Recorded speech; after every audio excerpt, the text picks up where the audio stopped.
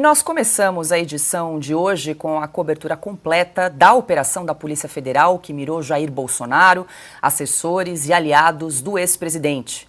Todos são investigados por suposta tentativa de golpe de Estado e abolição do Estado Democrático de Direito.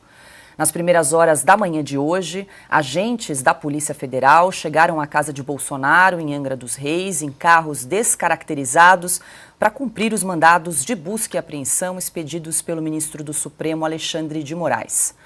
No local, foi apreendido o celular de um dos assessores de Bolsonaro, Tércio Arnaud Tomás, e também documentos. Na decisão, Moraes determinou a apreensão do passaporte do ex-presidente. O documento estava na sede do PL, em Brasília, onde os agentes cumpriam um mandado de busca e apreensão. O advogado e ex-secretário de Jair Bolsonaro, Fábio Weingarten, escreveu na rede social X, abre aspas, o passaporte do presidente Jair Bolsonaro já foi entregue para as autoridades competentes antes das 12 horas, em Brasília, conforme determinação, fecha aspas. Adalberto Piotto, muito boa noite. Começamos a rodada, o giro de comentários com você. Vamos destrinchar todos os acontecimentos aí desta quinta-feira, dia 8 de fevereiro, mas o que a gente tem até agora, um breve resumo para quem está aí nos acompanhando. Essa operação da Polícia Federal de hoje investiga, então, uma suposta organização que teria tentado dar um golpe de Estado depois do resultado das eleições em 2022. Foram cumpridos hoje pela Polícia Federal 33 mandados de busca e apreensão e 4 ordens de prisão. Quem foi preso hoje, até agora, Felipe Martins, ex-assessor de Jair Bolsonaro, Marcelo Câmara, coronel do Exército, Rafael Martins de Oliveira, major do Exército, e tem também uma ordem de prisão contra o coronel Bernardo Correa Neto, que não foi detido porque está nos Estados Unidos. Um dos alvos foi o ex-presidente Jair Bolsonaro, que teve o passaporte apreendido, como vimos agora, e a gente vai detalhar aí todo esse caso ao longo do programa, mas quero te ouvir, quero começar perguntando aí as suas primeiras impressões sobre essa operação da Polícia Federal que ocorreu por ordem do ministro Alexandre de Moraes. Paula, boa noite. Cauti, boa noite. Mestre Augusto. Daqui a pouco Constantino também está conosco. A todos vocês que nos acompanham, sejam muito bem-vindos aqui. Estávamos todos preocupados em voltar ao sinal, agora também voltou aqui, mas vamos lá. Daqui a pouco eu vou fazer menção sobre o que tipo de resposta eu suponho que um país democrático e os democratas do país precisam dar.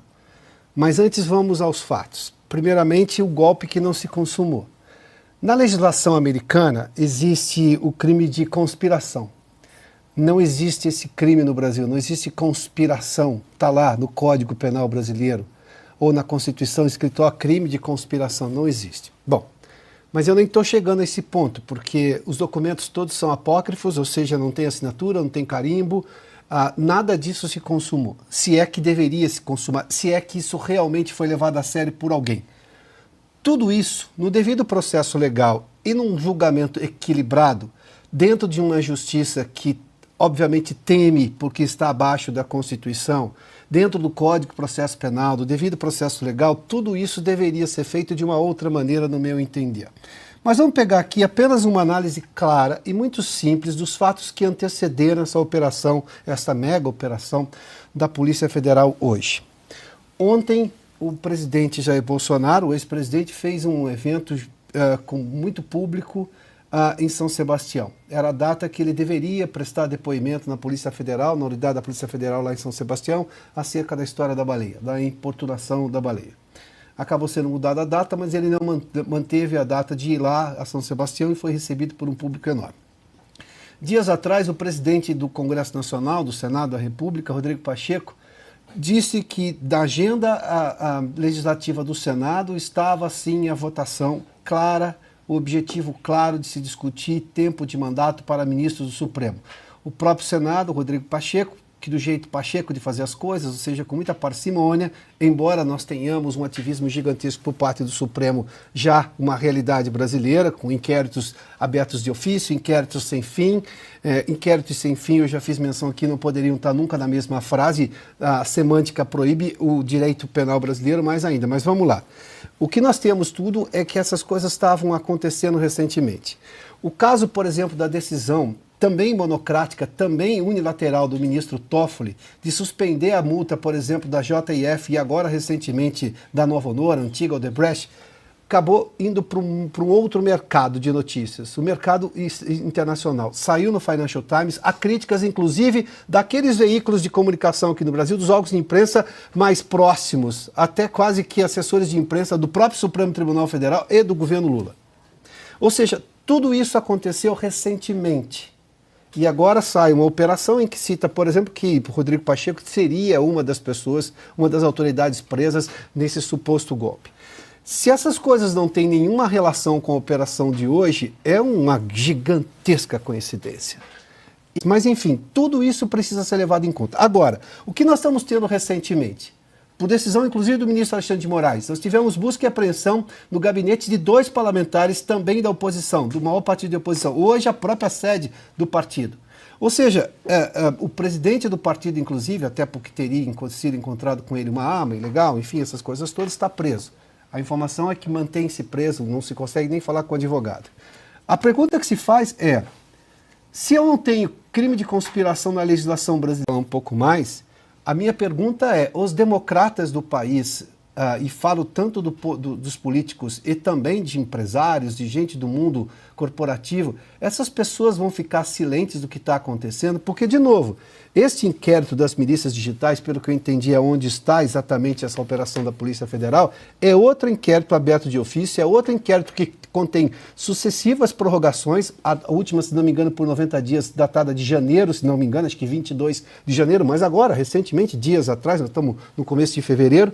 Todo esse inquérito é, de novo, daqueles inquéritos que são tratados de forma sigilosa. Os advogados reclamam a toda hora que não conseguem sequer defender seus clientes, que não têm acesso rápido a tudo que está acontecendo. No mundo do Brasil, que tem urnas eletrônicas, você tem que ir pessoalmente do Supremo para ter acesso a todos esses arquivos, ou esse inquérito, as informações do inquérito, quando conseguem ter.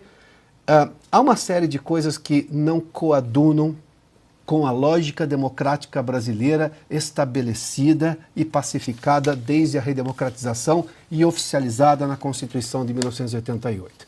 Daí qual será a resposta dos democratas? A gente vai falar sobre esse assunto de novo. Democratas no ponto de vista de defender apenas a institucionalização do país, apenas a democracia, apenas o Estado democrático de direito. Só isso. E o devido processo legal que faz parte de tudo isso. Rodrigo Constantino, hoje conosco, muito boa noite, consta dia agitado por aqui. Entre os 33 alvos aí dos mandados de busca e apreensão que foram cumpridos hoje pela Polícia Federal, estavam generais da reserva Augusto Heleno e também Braga Neto, que foram ministros do governo Bolsonaro. A gente vai falar sobre esse caso mais detalhadamente, mas quero te ouvir também o que te chamou a atenção nessa operação de hoje. Consta, boa noite. Perseguição clara à oposição, né? Boa noite, mestre Augusto, Cauti, Piotto e toda a nossa audiência. Vamos lá, vamos começar pelo óbvio, né? O próprio Alexandre de Moraes, que autorizou essa operação, se diz ali vítima, porque tinha um plano para prendê-lo. Ele é suspeito, é o óbvio ululante para qualquer aluno de direito. Ele não pode ser o investigador, o juiz que autoriza uma operação da Polícia Federal se ele era a vítima, supostamente. O ex-juiz e ministro Sérgio Moro foi afastado e por muito menos, foi considerado suspeito na Operação Lava Jato com base em trocas de mensagens obtidas de maneira ilegal, o que não podia jamais ser usado pela Justiça. Então, tudo o que vem acontecendo no Brasil nos últimos anos vem acontecendo ao arrepio da Constituição, atropelando as leis, e isso, claro, por quem devia ser o guardião das leis e que está perseguindo à direita. São os verdadeiros golpistas. Quando a gente lê mais de 100 páginas ali dessa autorização da operação da Polícia Federal, que está virando uma Gestapo, né, no país, a gente encontra termos como a dinâmica golpista, né, um plano de golpe filmado, ataques ao STF, colocar em dúvida o processo eleitoral, críticas legítimas em qualquer lugar do mundo, né? Nada que foi autorizado nessa operação, mega operação de hoje, liga, por exemplo, essas pessoas, que até militares, né, ao 8 de janeiro. Não tem nada, é tudo uma confusão danada para encaixar dentro de uma narrativa previamente concebida. Houve uma tentativa articulada e hierárquica de golpe, Bolsonaro, militares participaram disso, o povo foi, de alguma forma, acionado, e naquele domingo, com algodão doce, Bíblia na mão, bandeira do Brasil nas costas, e sem as autoridades presentes, armados apenas com as unhas, essa população ia dar o golpe. Né? É tudo muito, muito tosco. Temos muitas coisas para falar ainda sobre isso. O pronunciamento, por exemplo, do senador Mourão merece uma menção em particular, mas eu vou terminar meu primeiro comentário lembrando o seguinte: para muitos e muitos brasileiros, para os patriotas que estão cansados disso tudo que vem acontecendo, né, com esse verniz, esse simulacro de que a democracia está sendo salva por essa turma, o verdadeiro golpe foi dado quando Lula foi solto por meio de um malabarismo supremo, com base no CEP. Isso foi um verdadeiro golpe. Ou quando o TSE, por exemplo, tomou partido nas eleições, impediu a imprensa de falar das ligações históricas de Lula com ditadores comunistas e um monte de outras coisas. Então, veja, tentar encaixar que existe uma tentativa ameaçadora de golpe que justifica várias prisões e proteger os verdadeiros corruptos e marginais que estão soltos e no poder, isso é o país totalmente invertido. É um país que o STF manda soltar traficantes do PCC e o Felipe Martins, sem nenhum crime, está preso.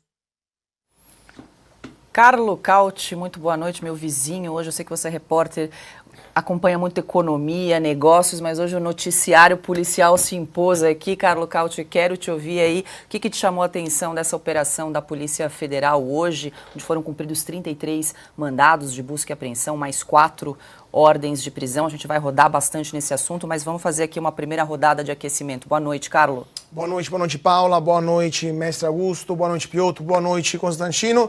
Boa noite ao nosso público. O que chama atenção é a tempística, né? O Piotr já antecipou. É a cronologia desses fatos. Todas as vezes que o presidente Bolsonaro demonstra quanto que a população brasileira, o carinho que a população brasileira tem por ele, ou fazendo lives que superam 300 mil pessoas ao vivo ao mesmo tempo, contra lives do presidente Lula, que mal superam 5 mil pessoas, tanto que foram interrompidas por ausência de público. Ou, por exemplo, no caso lá em São Sebastião, dessa presença maciça de pessoas que foram lá espontaneamente, diferente daquilo que aconteceu, por exemplo, em Belfort Roxo, onde apoiadores do presidente Lula foram levados quase à força, quase sob ameaça, porque o prefeito da cidade declarou ponto facultativo e a população e os funcionários públicos foram obrigados quase a ir na manifestação, né, do Lula, que inclusive se queixou que tinha pouca gente no local. Quem foi em São Sebastião ver o presidente Bolsonaro foi porque ele gosta e considera Bolsonaro como um líder político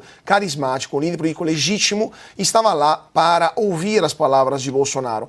E isso provavelmente deve irritar muita gente lá em Brasília. Agora, como o Piotr falou, pode ser coincidência, uma vez, 2 vezes, mas o que também chama atenção, se a gente refletir um pouco, é quando o presidente Bolsonaro foi declarado inelegível pelo Supremo Tribunal Federal, 24 horas antes, outra líder política foi declarada inelegível, dessa vez na Venezuela. Era Maria Corina Machado, que poucas horas antes, pela Corte Suprema Venezuelana, foi declarada inelegível, ou seja, não poderia disputar as eleições contra o ditador Nicolás Maduro.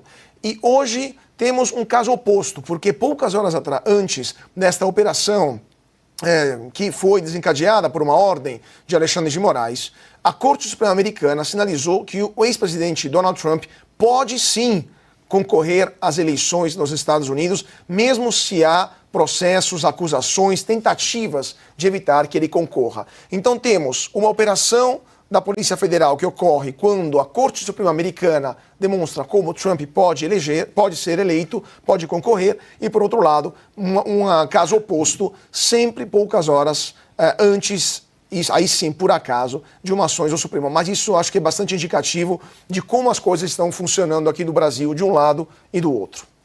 Augusto Nunes, muito boa noite. Sua avaliação aí, primeira rodada a respeito dessa operação da Polícia Federal de hoje. Boa noite. Boa noite, Paula, nossa chefe, meu amigo Carlo Cauti, meu compadre Piotr, grande Constantino, bem-vindo sempre. Boa noite a você que nos acompanha. Vou procurar ser conciso nessa primeira rodada. O ministro Alexandre de Moraes age em nome do Supremo. É bom deixar isso claro, né? Ele não encontra nenhuma oposição, faz o que quer e transforma a instituição num tribunal que age fora da lei. Então vamos lá. Antes do programa começar, eu e o Piotr estávamos tentando saber qual inquérito justifica esta operação. Você falou Das milícias digitais. Milícias digitais. Sim. E por que não o que examina o golpe de 8 de janeiro? São são planos de golpe diferentes? Estão ligados? Eu vou me limitar a perguntas aqui. Os golpistas do 8 de janeiro fizeram um plano à parte. Este é outro. Aí eu quero saber que plano é esse e repito.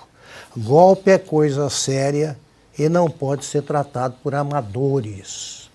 O golpe de 64, que foi um golpe militar, toda a queda de um governo eleito, de um presidente eleito pela segunda Constituição, quando ele caiu. Não é a ofensa chamar de golpe, não. O Jango também pretendia dar o golpe. Os jornalistas, na época eu não era ainda, os jornalistas acompanhavam cada movimento, você sabia o que estava sendo tramado, porque um golpe precisa ser minuciosamente concebido. Quem faz o quê? Em 68, eu ainda era estudante, mas a gente acompanhava a movimentação que precedeu a decretação do AI-5. Sabíamos exatamente o que estava planejado, o que fariam com os oposicionistas, etc, etc. E agora, como é que é isso? Eu quero explicações sobre o seguinte. Nós vamos tratar desse assunto à frente, eu não vou me deter em detalhes. Tem um plano para prender o Alexandre. Como outro dia ele disse que havia um plano para assassiná-lo, enforcá-lo em praça pública. Eu quero saber como é que é esse plano.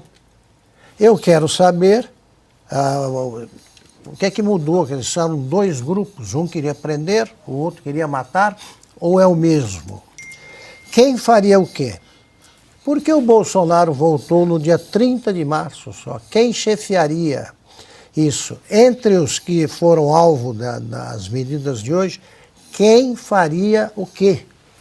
Tem que saber isso aí para você tomar uma medida dura, como foi a de hoje.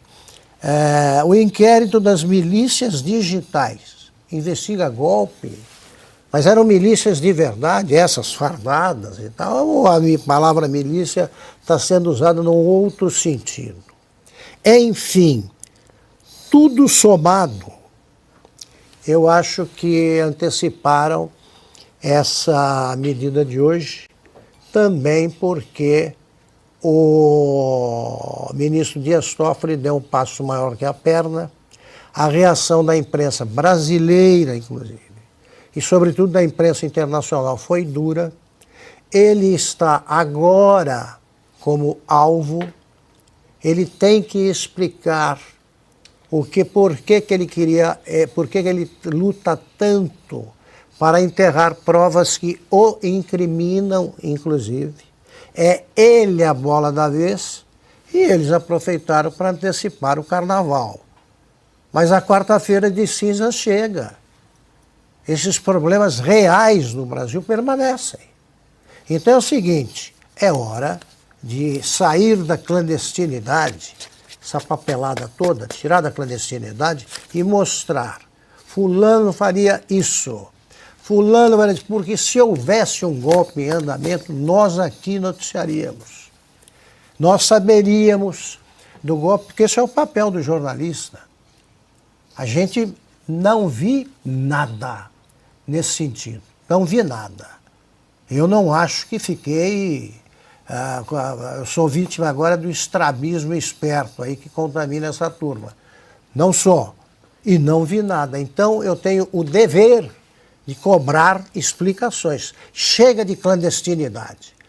É o único caso em que o golpe é público e a apuração é clandestina. Não existe isso. É cortina de fumaça também. Mais uma. Veio bem na hora para tirar os holofotes que estavam concentrados no Toffoli. Carlos Cauti, quer complementar para a gente fechar essa primeira rodada? Deixa eu comentar também um aspecto político, porque também precisamos lembrar que nessa decisão do Alexandre de Moraes, está aqui na minha frente, tem a proibição de manter contato, né, entre o Bolsonaro e o presidente do seu partido, que é o Ademar da Costa Neto, que inclusive foi preso hoje por outras razões dentro dessa operação. Isso também tem uma tempística interessante, né, Paulo? Daqui a poucos meses votaremos no Brasil. Como é possível que o maior líder político, que vai, obviamente, orientar o voto de milhões de cidadãos, não pode manter contato com o presidente do seu partido? Isso também é interessante notar que em outra operação recente, onde foram sequestrados celulares de líderes de partido do PL, como Carlos Jordi ou Ramagem, né, que é candidato, ambos candidatos, por sinal, para ser prefeitos, esses celulares, obviamente, foram utilizados para entender quais são as trocas de informações, as estratégias dentro do PL. Então, além de ter um problema jurídico, temos um problema político também, uma operação como essa. O primeiro partido, o partido que inaugurou a campanha para as eleições municipais é o Supremo. E a se levar em conta o tempo que esses inquéritos duram sem nenhuma resposta de quem os preside, que no caso todos eles são o ministro Alexandre de Moraes, e se ele por acaso só der uma resposta sobre essa proibição agora do presidente do PL conversar com o ex-presidente Jair Bolsonaro em novembro deste ano, as eleições já se foram. Eu tenho que levar em conta o histórico. Eu estou usando o tempo, o próprio inquérito, para comentar o inquérito. O tempo não é célere. O Lula preso decidia quem era candidato. Sim.